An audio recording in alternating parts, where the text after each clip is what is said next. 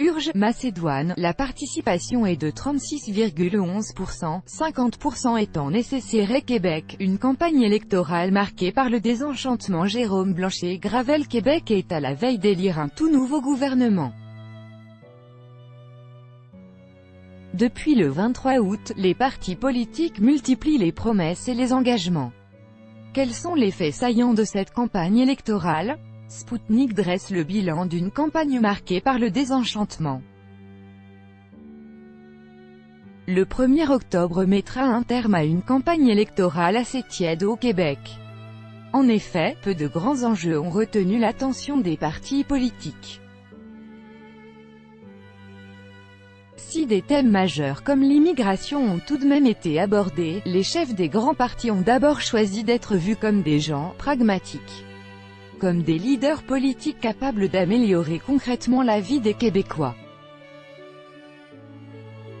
Des promesses de plus en plus concrètes chacun leur tour, les chefs des 4 partis dans la course ont tenté d'interpeller la population avec des propositions qu'ils voulaient très concrètes.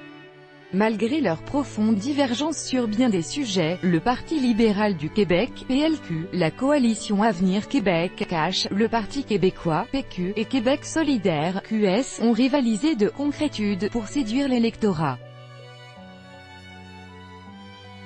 La lutte oppose toujours principalement la CAQ et le PLQ comme nous l'avions déjà annoncé en début de campagne.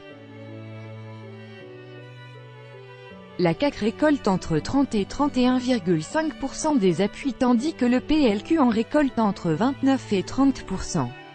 Si la tendance se maintient, la Coalition Avenir Québec devrait former un gouvernement minoritaire le 1er octobre.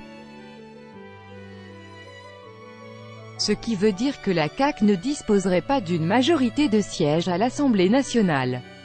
Pour gouverner, elle devrait donc faire des compromis ou nouer une alliance avec une autre formation, ce qui est moins probable.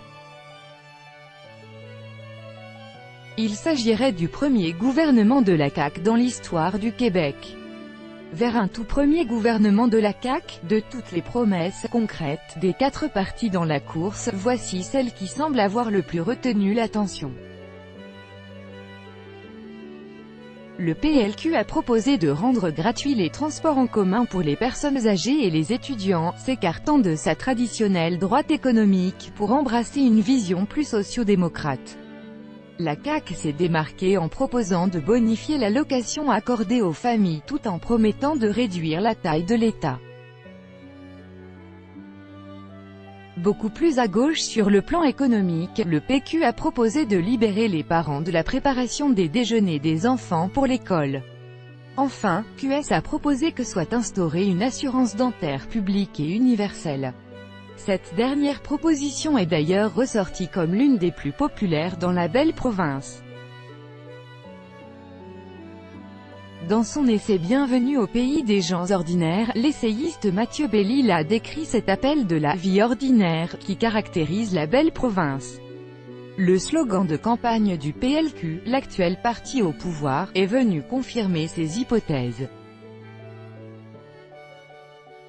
Ce slogan, qui est « pour faciliter la vie des Québécois », laisse entrevoir une vision strictement gestionnaire de la politique.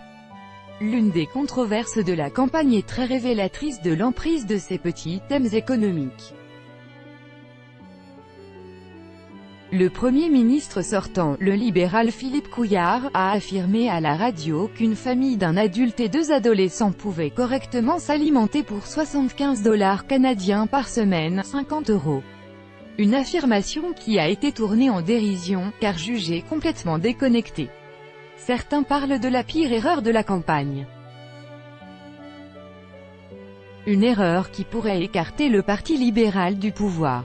Une vision gestionnaire de la politique, c'est l'un des traits caractéristiques du Québec moderne, la recherche effrénée d'une meilleure qualité de vie par ses habitants.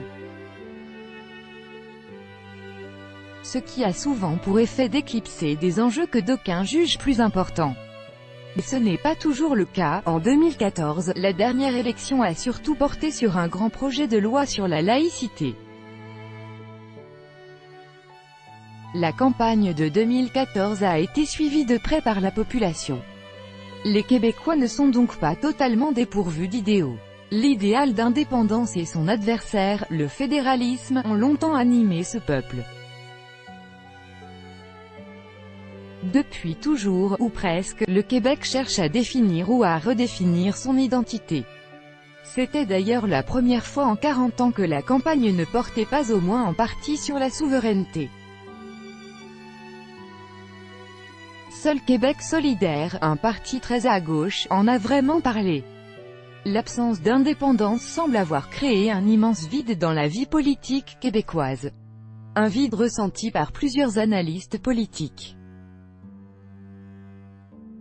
Le journaliste Antoine Robitaille a parlé d'une campagne non existentielle dans le Journal de Montréal. Plus que jamais, les Québécois s'intéressent en priorité à leur vie quotidienne. Cette dernière campagne électorale incarne un peu la victoire de l'individualisme sur les grands projets collectifs.